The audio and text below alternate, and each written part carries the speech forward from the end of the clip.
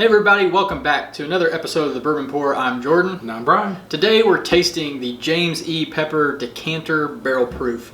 Pretty excited about that, Brian. Yeah, me too. So yeah, it comes in at a really good proof point. It comes in around 108 proof. It's produced by James E. Pepper Distilling Company out of Lexington, Kentucky. It retails around $65. So yeah, not a bad price. Yeah. And a little bit dive into the history of this before we crack it open and take a sip. This is a first impression, so neither of us have ever sampled this bourbon before. Brian picked this bottle up and has kindly brought it over tonight. So the Pepper Family Distillery and brand was started during the American Revolution, dating back all the way to those times, and produced whiskey until 1967. There were two locations. One was in Lexington and the other in Versailles. And one interesting thing, that Versailles distillery is where the Woodford Reserve Distillery is today. So that used to be the Pepper family. Okay, well, that's cool. That's cool. Yeah. And also, like I said, the Lexington Distillery and the Pepper name was purchased. Like a lot of bourbon names have been repurposed over the years. That happened in 2008, and when they relaunched, it was a partnership, and they did sourced whiskey. And then in 2017, they started producing their own distillate. And then they started using the same recipe of whenever they closed originally in 1967. Okay, cool. So this decanter bottle, this was re-released in 2023 after recreating kind of a replica of the 1945 bottle. They use a low barrel proof entry for their distillates, which is always a great thing because that means less water is added. Well, this is barrel proof, so no water is added, but when you do proof things down, you don't have to use as much, so there's a lot more flavors that are preserved. And they focus on high quality barrels according to their website, and they also use some of their older stocks for this expression. And we were talking earlier, they said the average age was 5.5 years, so maybe this leans a little older than that they've used that. So you can't beat the look of the bottle. Yeah, it's definitely a cool bottle. And so many people have been talking about how good this is, so I'm really excited to try it. We actually we went down to Newport, Kentucky, and we were there for something else, but we went into this liquor store together, and Brian and I saw it, and we passed on it because we were in a hurry to get to work. We were going to New Riff, and then we kicked ourselves. So when we went back about 3 weeks later, we were able to pick one up. So I'm excited. Surprisingly too, because I've seen a lot of chatter about this. A lot of people have been talking about it, and I was surprised that it was still on the shelf. So, and I think you got it below MSRP.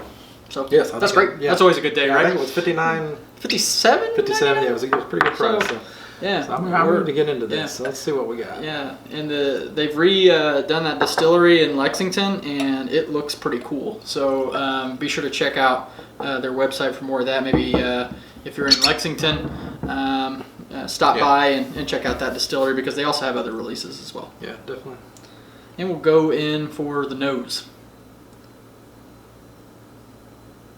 Oh my God, that nose is amazing. Yes. That is a little chocolatey. Chocolate. I get a little cherry. I definitely get vanilla. And then a layer of brown sugar. Kind of your standards, and then a little off note, or not off notes. But they're strong. I mean, super strong. Yeah, and a little depth. And that strength probably it has age to it. You can definitely smell that it's got some age to the. And the depth of that nose probably too might contribute to that low entry proof. So a lot of those aromas are preserved in that. Let's go in for a sip, see what this is all about. Yeah, definitely.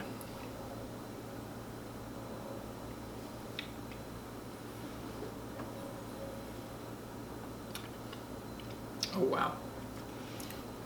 I'm trying to think. Yeah, I'm getting something right on the tip of my tongue. It coats your whole mouth. It's got a really good mouth feel. The nose is better than the palate on the first taste. There's a citrus note. There's something in there that's just not jiving with you as much. I don't know what it is. Let's go for a second sip.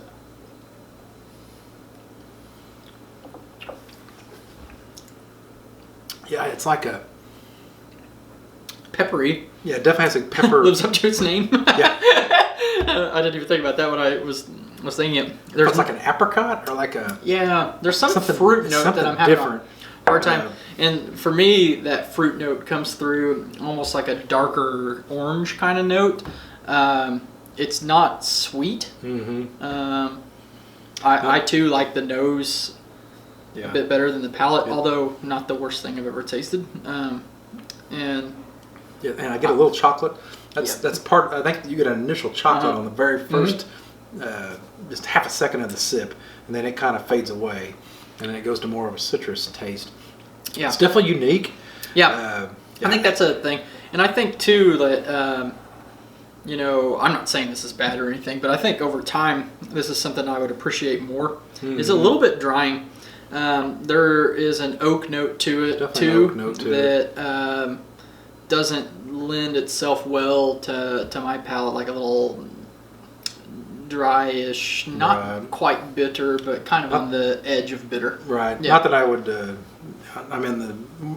I'm not going out there and making old fashions with $60 bottles, but I bet this would make a mean old fashioned. I actually might try one. Yeah, maybe at Christmas time. Because I definitely don't want this to go away. I think it might, even as it airs out, I think it may open up a little This bit. is a fresh crack, folks, so you never know. I think over time this is something I'd really appreciate, but I'd have to spend a lot more time than what we're able to give it right now. Now the finish, is there anything on the finish for you? For me, it doesn't really last that long. It doesn't linger. It stays up in the front of your palate. It just kind of lingers up in the front of your mouth. And I still get kind of similar taste, but the nose is the best. The initial taste on the palate is second, and then the actual finish is probably third. But all in all, I still think it's pretty solid. Yeah. Am I upset that I paid $60 for it? No, not really. Right. I mean, I think it's something that'll sit in my collection, and then, like I said, maybe in 6 months from now, I'll revisit it and see if it opens up. Right? Yeah. And there's a little licorice too that I didn't identify the first few sips.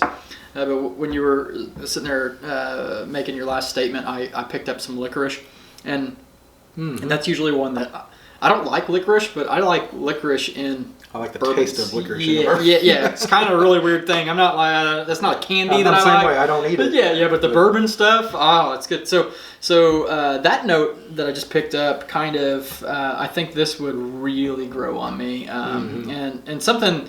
I think it also drinks lower than that 108. Right. Yeah. You get a little bit of punch. You get a little bit of of that rye spice bite, whatever you want to call it, a little proof. I don't know if it could be the alcohol too, but it doesn't come in too hot. No, it's not hot at all. It probably drinks more like it drinks over 100, but not. I don't know all the way up to the 108. So you would recommend this to somebody? I would, but I would tell them that it's definitely different than your normal run-of-the-mill bourbon. It's a different experience. Fair enough. I think I would agree with that. At the price point, that's not today. That's not bad. The bottle is really cool. Really cool. Looks great on the shelf. I too would say, pick that up. And like you said too, you'll have this for a while. If people are intrigued, it's something you can share. So with that, thank you, Brian, for bringing this over. And as we always close every show, when you're with your family and your friends, always share your whiskey.